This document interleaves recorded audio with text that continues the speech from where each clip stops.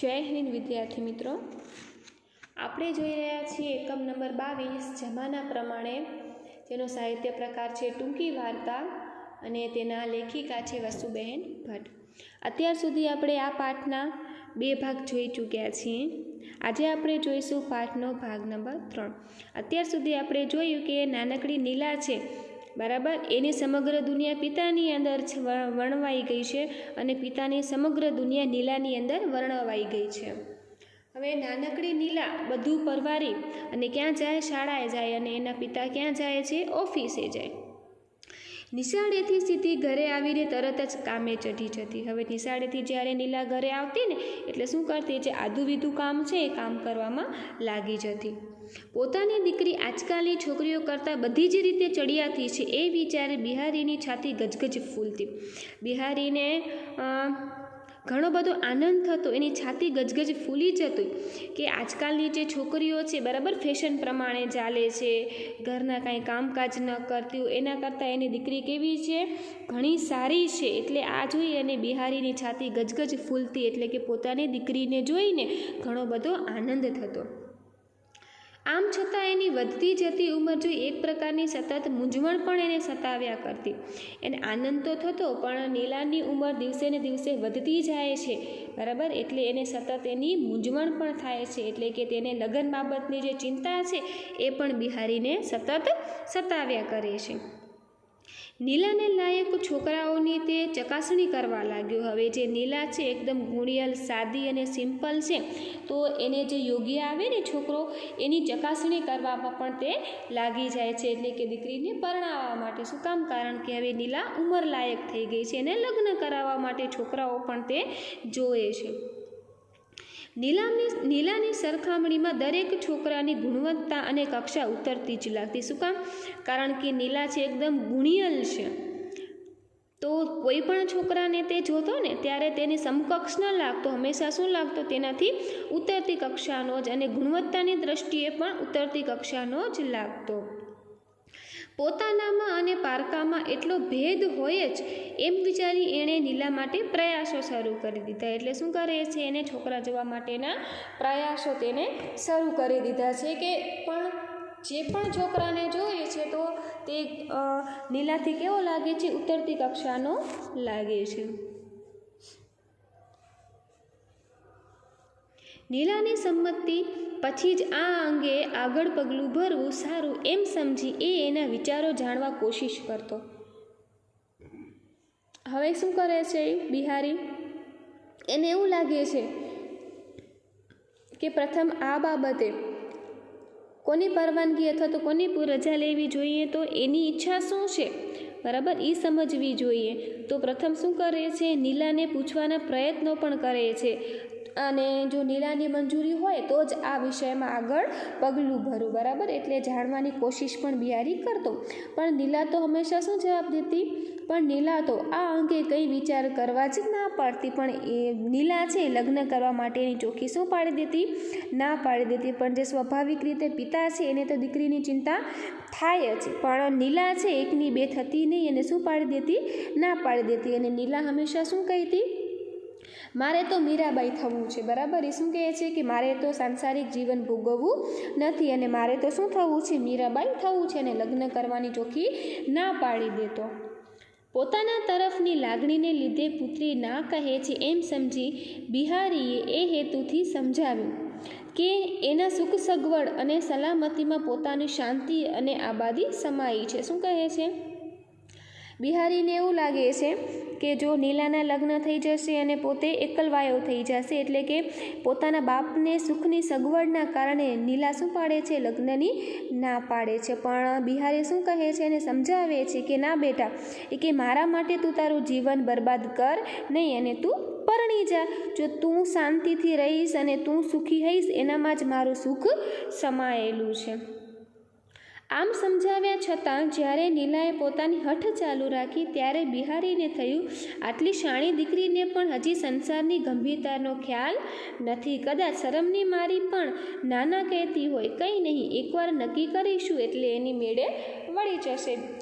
બરાબર, બિહારી વિચાર કરે છે કે કદાચ પિતાને સંકોચ છે, બરાબર, પિતાની શરમની કારણે શું કહે છે, ના પાડે છે કે મારે લગ્ન કરવા નથી. પણ બિહારીને એવું લાગે છે જો એક વખત ના પાડે છે, પણ એક વખત જો નક્કી કરી લેશું તો પોતાની મેળે શું પાડી દેશે, એ હા પાડી દેશે. આ વિચારે એણે સર્વ એટલે કે બધી દિશામાં પ્રયત્નો આદરી દીધા, એટલે કે બધી જગ્યાએ સારા છોકરાઓ જોવાનું ચાલુ રાખ્યું. મામા, જયાબા સૌને નીલા માટે સારો સાથી શોધવા કહ્યું. હવે એના મામા છે, એના માસી છે, બરાબર, બધાને નીલા માટે સારો છોકરો શોધવા માટેનું જણાવી દે છે. શું કામ? કારણ કે નીલા ભલે ના પાડે છે, પણ એ શેના માટે ના પાડે છે કે પોતાના માટે. જો પોતાના લગ્ન થઈ જશે નીલાના તો એના પિતા કેવા થઈ જશે, એકલવાયા થઈ જશે. એટલે પોતાના પિતાની સુખ અને સગવડના કારણે તે ના પાડે છે. તેમ છતાંય તેને પ્રયત્નો તો ચાલુ જ રાખ્યા, અને મામાને, જયાબાને બધાને બિહારી એમ કહે છે કે સારો મૂર્તિઓ નીલા લાયક છે, યોગ્ય વર શોધવાનું ચાલુ રાખવા કહ્યું. કેવો મૂર્તિઓ જોઈએ એ અંગે ઝીણવટથી સમજાવ્યું, અને એ પણ ઝીણવટથી સમજાવ્યું કે કેવો મૂર્તિઓ જોઈએ, બરાબર. જે આજના છોકરાઓ છે એ નહીં, પણ જે નીલાને યોગ્ય હોય એવો મૂર્તિઓ શોધવા માટેનો ઝીણવટપૂર્વક બધાને સમજાવી દીધું. બધી રીતે યોગ્ય મળે તો જ આપણે આગળ પગલું ભરીશું. એ કે બધી રીતે જો મૂર્તિઓ સારો હશે, દેખાવે છે કે ઘર છે કે એનો કામ ધંધો છે કે એનો સ્વભાવ છે, જો બધું સારું હશે ને તો જ આપણે આગળ પગલું ભરીશું. આપણી દીકરી ફરિયાદ કરતી ઘેર ન આવવી જોઈએ કે દુઃખી થવી ન જોઈએ. હવે દરેક માતા પિતા વિચારે એવું અહીં બિહારી પણ વિચારે છે કે આપણે આપણી દીકરી છે, બરાબર, એના જેવો મૂર્તિઓ શોધવાનો છે, અને આગળ જતાં કોઈ પણ એને તકલીફ ન પડે, અથવા તો કોઈ પણ ફરિયાદ કરતી આપણી દીકરી આપણા ઘરે પાછી ન આવે, અથવા તો એને જીવનમાં કોઈ દુઃખ ના આવે, બરાબર, એવો મૂર્તિઓ આપણે શોધવાનો છે. નીલાને મેળવવા કેટલાય છોકરાઓ પડાપડી કરે છે. હવે નીલા છે જ એવી સંસ્કારી છે કે બધા જે મૂર્તિયાઓ છે, છોકરાઓ છે, એને મેળવવા માટે, લગ્ન કરવા માટે પડાપડી કરે છે. સુંદર છે, દેખાવડો યુવાન, ચારિત્રશીલ વર, સરસ ઘર, ઉચ્ચ કુટુંબ, બધું જ નીલાને સામે ચાલીને મળતું, બરાબર. હવે છોકરાઓ કેવા, એક તો સુંદર, દેખાવડો યુવાન, ચારિત્રશીલ વર, સરસ ઘર, ઉચ્ચ કુટુંબ, આ બધું જ નીલાને સામેથી ચાલીને મળ્યું. એમાંથી કોને પસંદ કરો એવી મીઠી મૂંઝવણ અને કાલ્પનિક સુખની સમાધિમાંથી સખત આંચકા સાથે એ જાગી ઉઠ્યો. સૌ તરફથી એક સરખો જવાબ આપ્યો. હવે બધા છોકરાઓ છે પડાપડી કરે છે નીલાને પરણવા માટે, અને સામેવાળા જે યુવકો છે ને એ પણ કેવા છે, દેખાવડા છે, ચારિત્રશીલ છે, અને સરસ ઘર છે, અને ઉચ્ચ કુટુંબ છે, સામેથી ચાલીને નીલાને પરણવા માટે આવે છે. હવે એ લોકોને મૂંઝવણ થાય છે, એટલે કે જે નીલાના પિતા છે ને એ લોકોને મૂંઝવણ થાય છે કે આવા સરસ મજાના જે કૌટુંબિક જે સંબંધો છે એનામાંથી કોને હા પાડવી અને કોને ના પાડવી, એવો પ્રશ્ન અહીં ઉપસ્થિત થાય છે. પણ દરેક જગ્યાએથી એક જ જવાબ આવે છે, છોકરી આમ સારી ખરી પણ જમાના પ્રમાણે રહેતા નથી આવડતું. આમ તો બહુ સારી છે નીલા, પણ તેને જમાના પ્રમાણે રહેતા આવડતું નથી. બધા તરફથી એક સરખો જ જવાબ આવે છે. આમ તો તમારી દીકરી સરસ છે, એકદમ ચારિત્રશીલ છે, એકદમ રૂપ સુંદરી અને ગુણ સુંદરી છે, સંસ્કારો પણ સારા છે, પણ એક જ પ્રશ્ન બધા તરફથી આવે છે કે તમારી દીકરીને જમાના પ્રમાણે વર્તન કરતા અથવા તો રહેતા આવડતું નથી.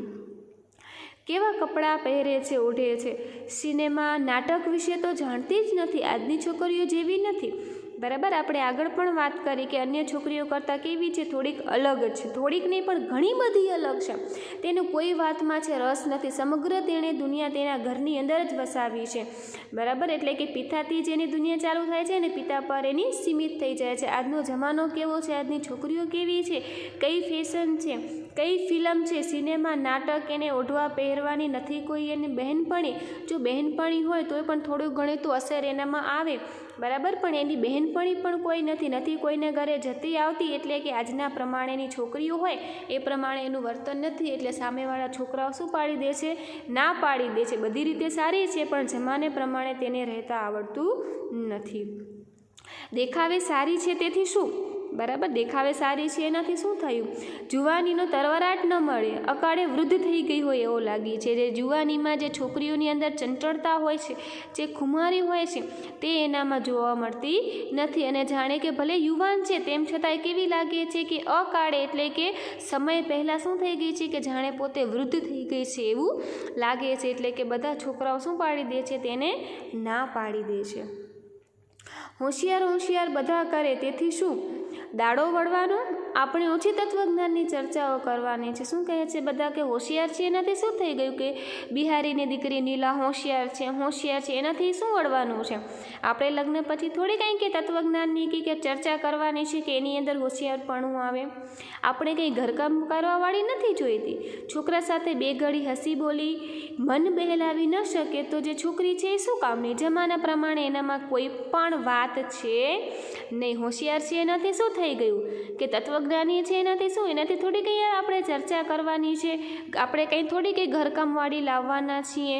આપણે તો છોકરા સાથે કુટુંબ સાથે બે ઘડી હસી બોલી શકે, મન બહેલાવી શકે, ફરી આવી શકે એવી છોકરી જોઈએ છે. આપણે કંઈ ઘરકામવાળી જોઈતી નથી. આપણે તો જમાને પ્રમાણે જે છોકરી હાલતી હોય એવી છોકરી આપણે જોઈએ છીએ. એટલે બધા શું પાડે છે? ના પાડી દે છે.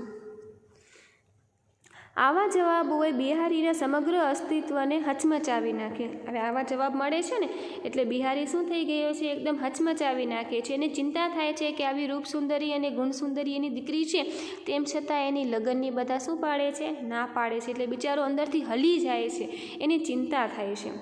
ધગધગતા તાપ ઉપર મૂકેલું લોખંડ જેમ ધમણના એક એક આંચકે વધુ ઉછળે તેમ આવા એક એક જવાબથી બિહારીના જ્ઞાન તંતુઓ તપી તપીને છૂટા પડતા હતા. પવનનો તીક્ષ્ણ એટલે કે એકદમ ધારદાર સુસવાટ કાનને વિંધી આરપાર નીકળી જાય અને ધાક પાડતો જાય તેમ આ જવાબો એના હૃદયને આરપાર વિંધી પરાજયથી મૂઢ બનાવી ગયા. પરાજય એટલે કે જાણે કે પોતે હારી ગયો એવો બિચારો એકદમ નિરાશ થઈ ગયો છે. હોશથી ઊભી કરેલી નવી ઇમારત પહેલાં જ ચોમાસે બેસી જાય તેવું એનું મન ભાંગી રહ્યું અને પીલાઈ ગયું. હવે બિચારો એકદમ ભાંગી પડ્યો છે મનથી. બધી જગ્યાએ એને નીલા માટે એના જે સંબંધની વાત ચલાવીને તો બધા શું પાડે છે? ના પાડે છે કે અમારે કોઈ ઘરકામવાળી છોકરી નથી જોઈતી, પણ જે છોકરાનું મન બહેલાવી શકે, પરિવાર સાથે હસી મજાક કરી શકે, ફરી શકે, ઘૂમી શકે એવી છોકરીની અમારે જરૂર છે. તો આ બાબત જ્યારે સાંભળતો ને ત્યારે એને એવું લાગતું કે જાણે પ્રથમ બિલ્ડિંગ તૈયાર કરી હોય અને ચોમાસું આવે અને પહેલાં જ વરસાદમાં આખી બિલ્ડિંગ જો પડી ભાંગે ને એવું બિહારીનું મન છે એ પડી ભાંગે છે. નીલાનું આવું નસીબ, નીલાનું આવા ભાવિ, ચિંતા થાય છે એની કે નીલાનું કે આવું નસીબ છે, આવું એનું ભવિષ્ય છે. ભાવિ એટલે થાય ભવિષ્ય છે. નીલાએ આ જવાબની ખબર પડશે તો? હવે નીલાને જો આ વાતની ખબર પડશે તો નીલાને કેવું લાગશે કે છોકરાઓ છે એની સાથે લગ્ન કરવાની ના પાડે છે. બિહારીને ચિંતા થાય છે.